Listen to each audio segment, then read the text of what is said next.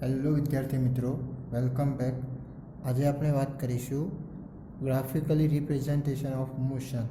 उसका एक पार्ट हमने पढ़ लिया है, और डिस्टेंस टाइम ग्राफ. ओके, और सेकंड पार्ट कौन सा देखना है उसका? Velocity time graph. ठीक है, तो इसके पहले समराइज कर देते हैं डिस्टेंस टाइम ग्राफ में कौन से किस तरह के ग्राफ मिलते थे. तो जब यूनिफॉर्म स्पीड से या फिर यूनिफॉर्म मोशन से कोई ऑब्जेक्ट ट्रैवल कर रहा हो तो उसका जो डिस्टेंस वर्सेस टाइम ग्राफ था, क्या डिस्टेंस वर्सेस टाइम ग्राफ, वह कैसा मिलता था हमें? एक ये शेप में मिलता था. ओके, और जब नॉन यूनिफॉर्म मोशन से वह ऑब्जेक्ट मूव होता हो या फिर एक्सेलरेट हो रही हो ऑब्जेक्ट के अंदर, तो फिर उसका जो शेप था वह कैसे मिलता था हमें? कर्व फॉर्म में मिलता था. ठीक है, ये किसकी बात हो रही है? डिस्टेंस वर्सेस टाइम ग्राफ के बारे में. तो अब इसी तरह वेलोसिटी टाइम ग्राफ में कैसे कैसे ग्राफ मिलते हैं जब डिफरेंट सिचुएशन होती है तब. तो उसके लिए पहले हम ग्राफ में एक्स एक्सिस और वाई एक्सिस पर वेलोसिटी कहाँ पर दिखाई जाती है और टाइम कहाँ पर दिखाया जाता है वह समझ लेते हैं. तो वेलोसिटी कहाँ पर दिखाई जाएगी? तो वेलोसिटी है वो डिपेंडेंट क्वांटिटीज है फिजिकल. तो वह डिपेंडेंट फिजिकल क्वांटिटी कहाँ पर दिखाई जाती है? तो वह दिखाई जाती है वाई एक्स के ऊपर. ठीक है, और जो एक्स एक्सिस के ऊपर कौन सी फिजिकल क्वांटिटी दिखाई जाएगी? तो वह इंडिपेंडेंट, तो वह हो जाएगा यहाँ पर टाइम. ओके, तो वेलोसिटी हो जाएगा वाई एक्सिस पर एंड टाइम हो जाएगा एक्स एक्सिस पर. ओके, अब इसमें जो टाइप्स हमें देखने हैं वह कौन से हैं? तो फर्स्ट, जब कोई ऑब्जेक्ट यूनिफॉर्म वेलोसिटी से मूव होता हो तब उसका वेलोसिटी वर्सेस टाइम ग्राफ कैसा मिलता है वह समझना है हमें. सेकंड, जब कोई ऑब्जेक्ट यूनिफॉर्म एक्सेलरेट मोशन करता हो तब उसका ग्राफ कैसा मिलेगा वह देखना है. नंबर थर्ड, जब कोई ऑब्जेक्ट यूनिफॉर्म डी एक्सेलरेट से मूव हो रहा हो, क्या डी एक्सेलरेट से मोशन कर रहा हो तब उसे क्या बोला जाएगा? यानी कि उसका हमें ग्राफ देखना है. और फोर्थ यानी और लास्ट, तो वह कौन सा? तो non uniform motion accelerated motion कोई ऑब्जेक्ट में हो रही है तो उस टाइम उस ऑब्जेक्ट की मोशन के थ्रू ग्राफ कैसा मिलेगा वो भी हमें आज समझेंगे. तो पहले हम बात करते हैं यूनिफॉर्म वेलोसिटी. अभी ये यूनिफॉर्म वेलोसिटी, तो उसका पहले मीनिंग आपको पता होना चाहिए कि यूनिफॉर्म वेलोसिटी का मतलब क्या होगा. तो जब कोई भी ऑब्जेक्ट यूनिफॉर्म वेलोसिटी से मूव होता हो, मोशन कर रहा हो, तो वह क्या इसमें क्या होगा? तो इक्वल इंटरवल टाइम में उसकी जो डिस्प्लेसमेंट की अमाउंट होगी वह कैसी बनती होगी? इक्वल बनती होगी.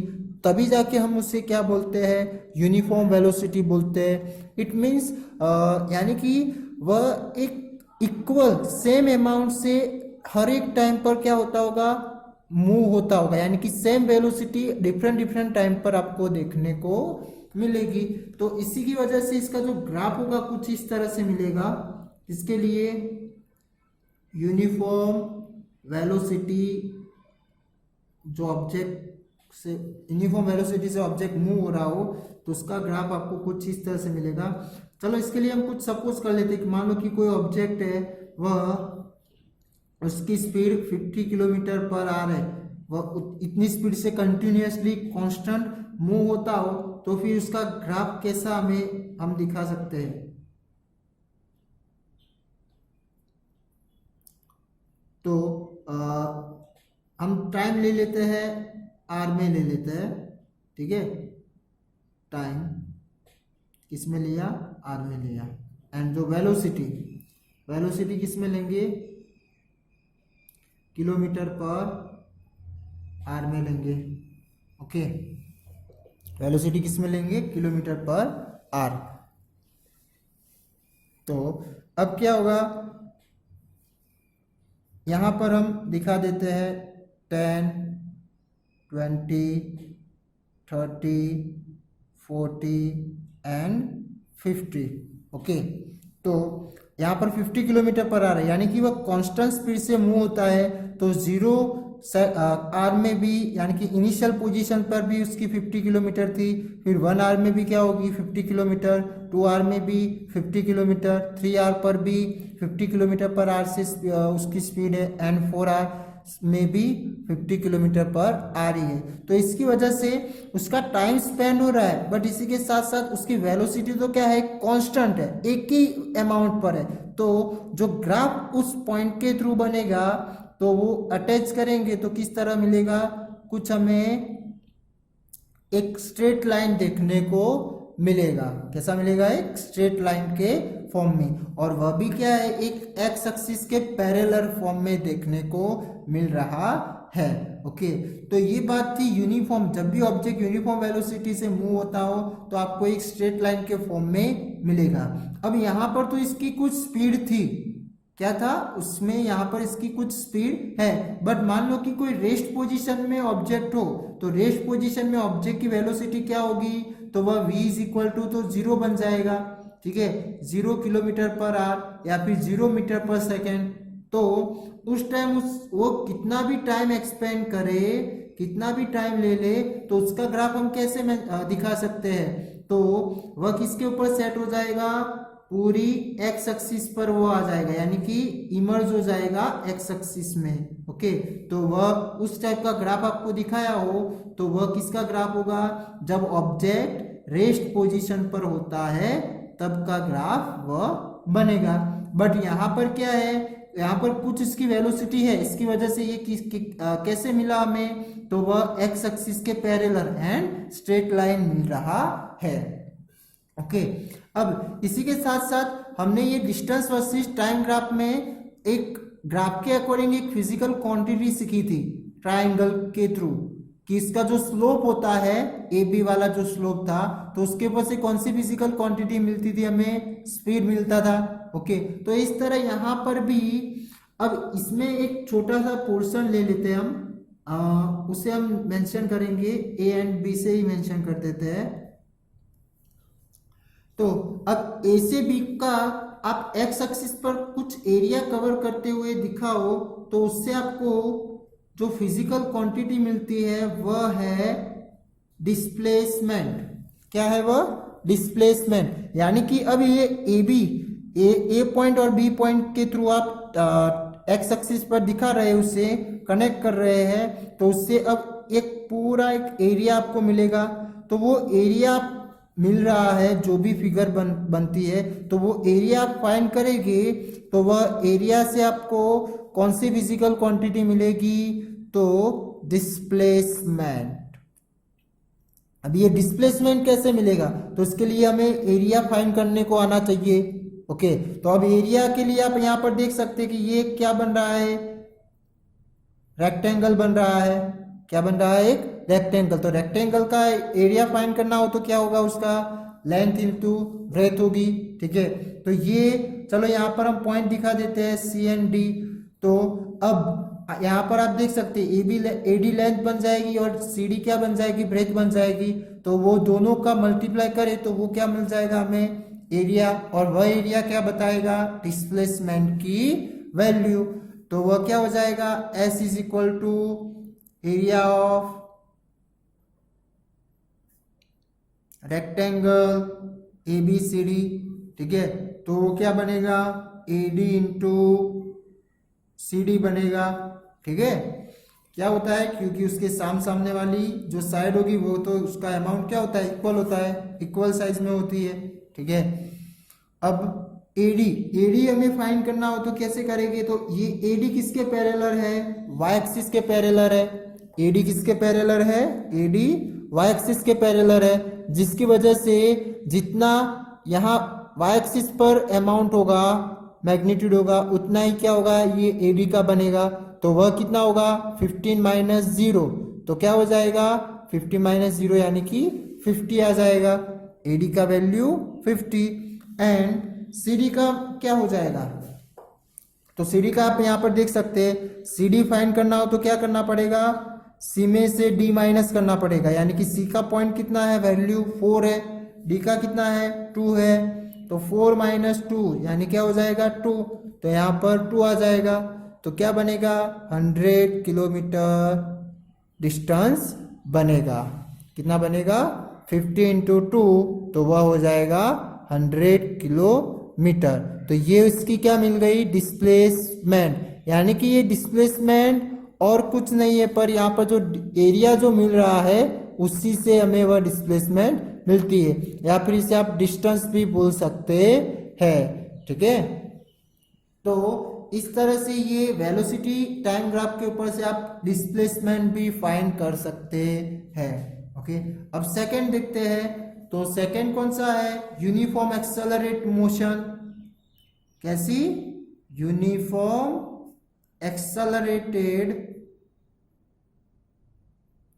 मोशन, कोई ऑब्जेक्ट कर रहा हो तब उसका वेलोसिटी टाइम ग्राफ कैसा मिलेगा वह देखते हैं। अब तो वह कैसा मिलेगा, तो यहां पर पहले ये वर्ड का मीनिंग आप समझ सकते हैं, यूनिफॉर्म एक्सेलरेट, तो यूनिफॉर्म एक्सेलरेट जब ऑब्जेक्ट में होता है तब उसमें एक्सेलरेशन की वैल्यू क्या देखने को मिलेगी, या फिर वेलोसिटी की वैल्यू क्या देखने को मिलेगी, तो यूनिफॉर्म एक्सेलरेट यानी कि यूनिफॉर्म एक इक्वल अमाउंट में कुछ एक्सेलरेशन की मैग्नीट्यूड देखने को मिलेगी, ठीक है। या फिर हम वेलोसिटी की कंपेयर बात करें तो वेलोसिटी जो इंक्रीज हो रही है वह एक इक्वल अमाउंट में इंक्रीज हो रही होगी, बात समझ में आ रही है, क्या होगा, एक्सेलरेशन की वैल्यू की बात करें तो वह हर एक टाइम पर क्या मिलेगा, सेम मिलेगा।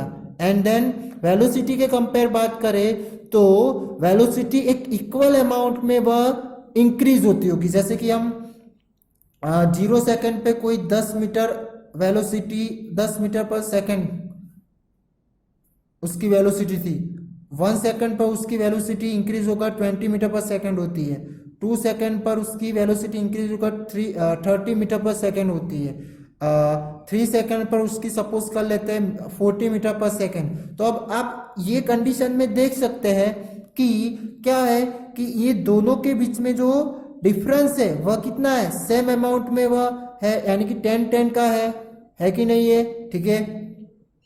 तो इसकी वजह से हम बोल सकते हैं कि ये जो वेलोसिटी इंक्रीज हो रही है बट एक इक्वल अमाउंट में इंक्रीज हो रही है ना। इसी के साथ साथ अब इसका जो हम एक्सेलरेशन फाइंड करेंगे तो हर टाइम क्या आएगा, एक इक्वल ही मिलेगा यहाँ पर, ओके। तो उस टाइप की जो मोशन एक्सेलरेट होती है उससे ही क्या बोला है, यूनिफॉर्म एक्सेलरेट बोला था, और ये हमने आगे भी देख लिया है। तो अब इसकी वजह से जो ग्राफ आपको मिलेगा वह कैसा मिलेगा, तो कुछ आपने जो डिस्टेंस वर्सेस टाइम ग्राफ में यूनिफॉर्म मोशन का जो ग्राफ देखा था उसी तरह यहाँ पर आपको ग्राफ मिलेगा, यानी कि एक स्ट्रेट लाइन मिलता है। यहाँ पर क्या होगा, टाइम एंड यहाँ पर हो जाएगा वेलोसिटी, ठीक है। इसी के साथ साथ कभी कभार आपको इस तरह से भी दिखा सकता है, मान लो कि ये तो ओरिजिन में से स्टार्ट हो रहा है बट कहीं पे ओरिजिन से ना स्टार्ट होते हुए कोई दूसरी जगह से वो वाई एक्सिस पर से स्टार्ट होता हो तो भी वह क्या होगा, किसका ग्राफ बोला जाएगा, तो uniform acceleration motion for velocity time graph, okay.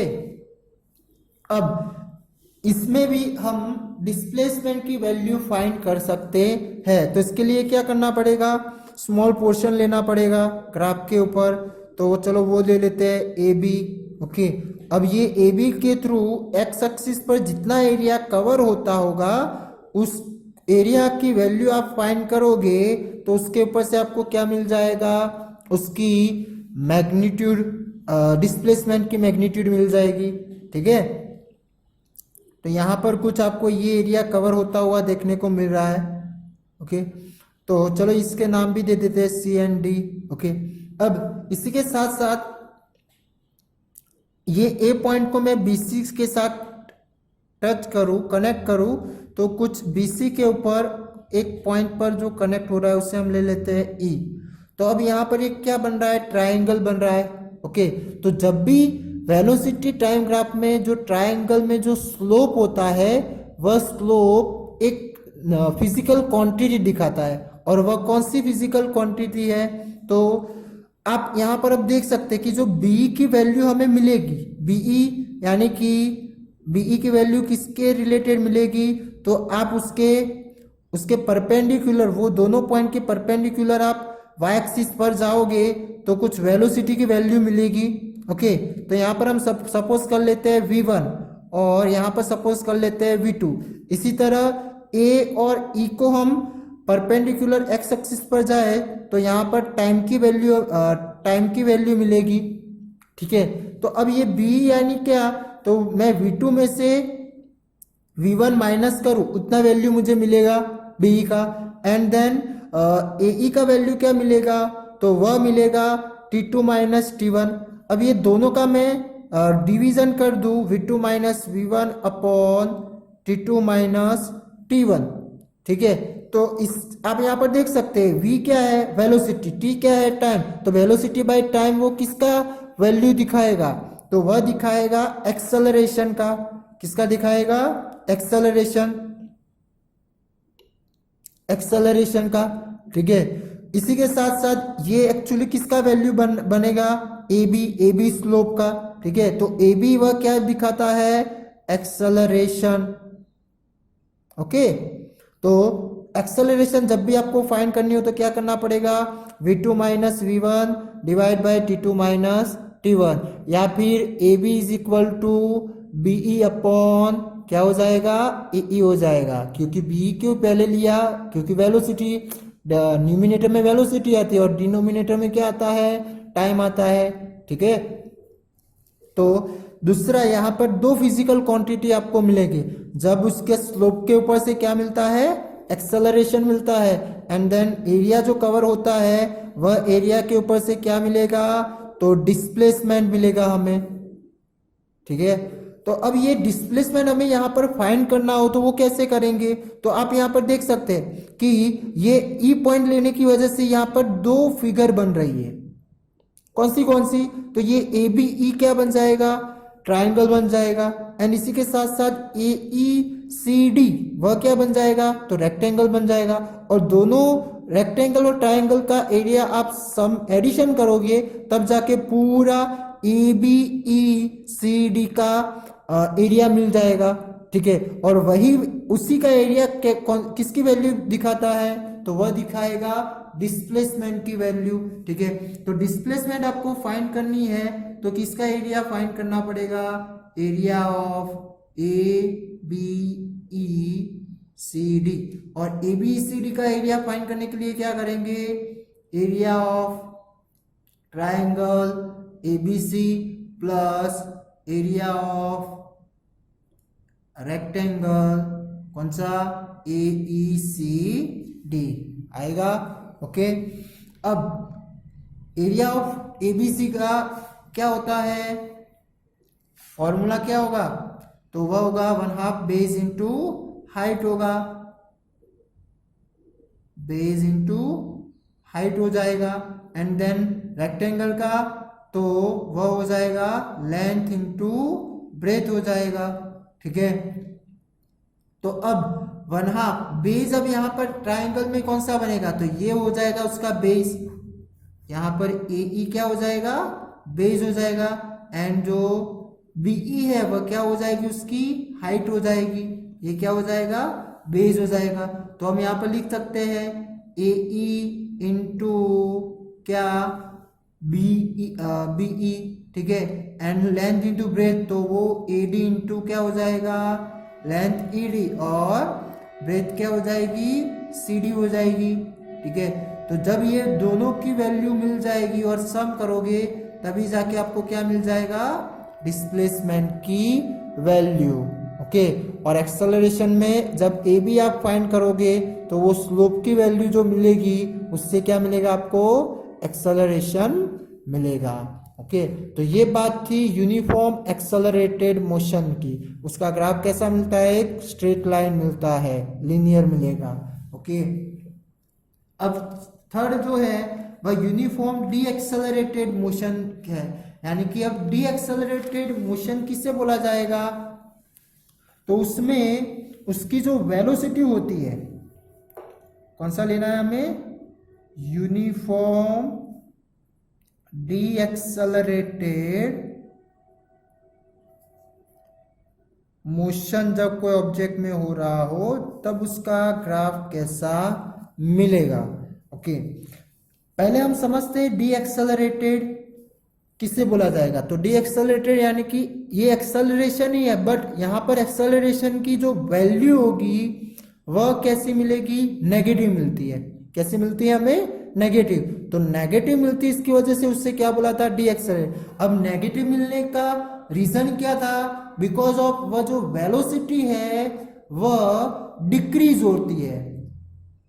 Velocity क्या होगी, वहां पर डिक्रीज होगी, तो इसकी वजह से फिर क्या बोला जाएगा, उसे डी एक्सेलरेटेड बोला जाता है। यानी कि जब आप वाहन व्हीकल जो है वो कोई मोशन से वो मूव हो रहा है, कोई स्पीड से मूव हो रहा है, और मान लो कि तब जाके वह ब्रेक अप्लाई करता है, तो उसकी वेलोसिटी अब क्या होने लगेगी, उसकी जो स्पीड है वह क्या होने लगेगी, कम होने लगेगी। ठीक है, तो जब भी वह कम होती है और फिर बाद में क्या हो जाती है, स्टॉप, तो वह कम होती है, उस टाइम जो एक्सेलरेट क्रिएट हो रहा है वह कौन सा होगा, तो डी एक्सेलरेट। बट यहाँ पर क्या बात हुई है, यूनिफॉर्म डी एक्सेलरेट। तो वो जो डिक्रीज होने वेलोसिटी जो डिक्रीज हो रही है वह भी किस तरह होगी, एक इक्वल अमाउंट में। क्यों, क्योंकि यहाँ पर यूनिफॉर्म बोला है। ठीक है, इसी के साथ साथ जो एक्सेलरेटेड की वैल्यू आएगी डिक्रीज फॉर्म में, यानी कि वह भी क्या है, सेम अमाउंट में वह डिक्रीज होती होगी, या फिर एक्सेलरेशन की जो वैल्यू आएगी वह एक सेम अमाउंट हर एक टाइम क्या होगा, सेम ही मिलेगी आपको।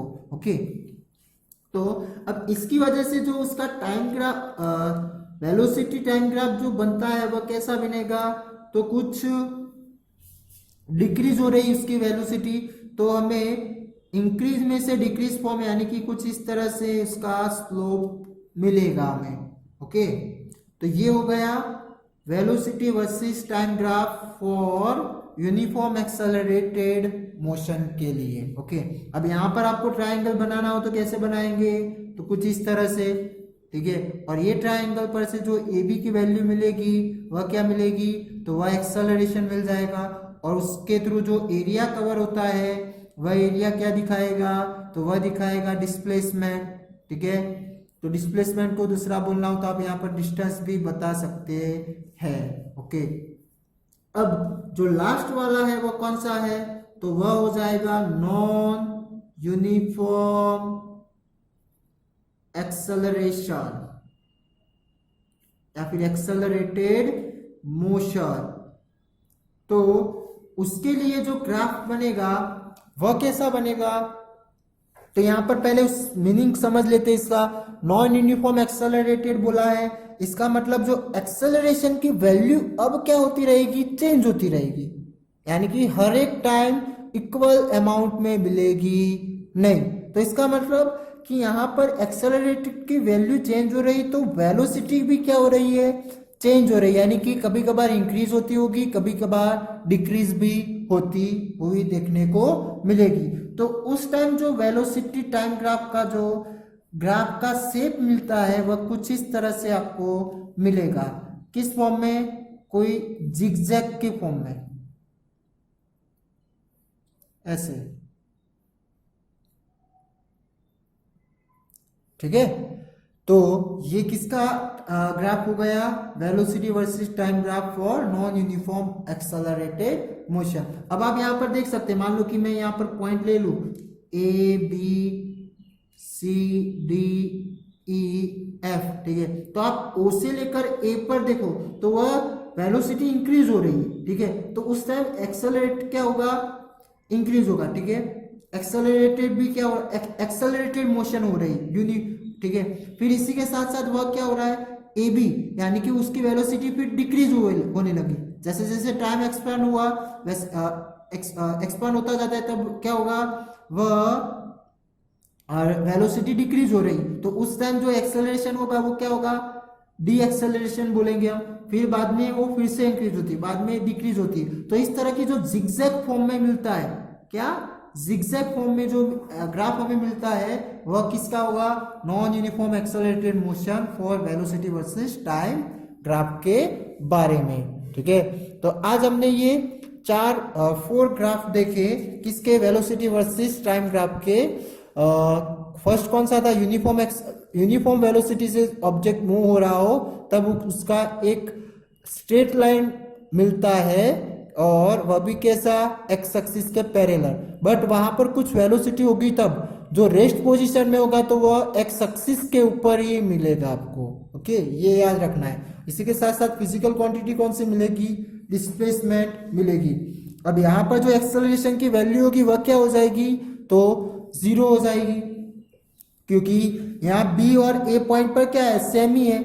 क्या है, वेलोसिटी की वैल्यू सेम ही है। बी पर बोले तो भी वो 50 बोली जाएगी, और ए पे वेलोसिटी की वैल्यू बोले तो भी 50। तो v माइनस यू करेंगे हम तो वो तो क्या हो जाएगा, 0 हो जाएगा। इसकी वजह से एक्सेलरेशन क्या बन रहा है, 0 बन रहा है। ओके, अब इसी के साथ साथ यूनिफॉर्म एक्सेलरेटेड में एक आपको स्ट्रेट लाइन मिलेगा, ठीक है। और इसी के साथ साथ उसमें क्या मिलता है आपको, कौन से फिजिकल क्वांटिटी, तो एक एक्सेलरेशन मिलेगा जो स्लोप के थ्रू आपको मिलेगा। ओके, एंड डिस्प्लेसमेंट मिलता है। और यूनिफॉर्म डी एक्सेलरेटेड का कैसा मिलेगा आपको, एक इस तरह से उल्टा मिलेगा, ठीक है। इसका मतलब वेलोसिटी क्या हो रही है, डिक्रीज हो रही है। जैसे जैसे टाइम इंक्रीज हुआ वैसे वैसे वेलोसिटी क्या हो रही है, डिक्रीज हो रही है, ठीक है। इसी के साथ साथ नॉन यूनिफॉर्म एक्सेलरेटेड में कैसा मिलता है, जिगजैग फॉर्म में हमें देखने को मिलेगा, ठीक है। Thank you.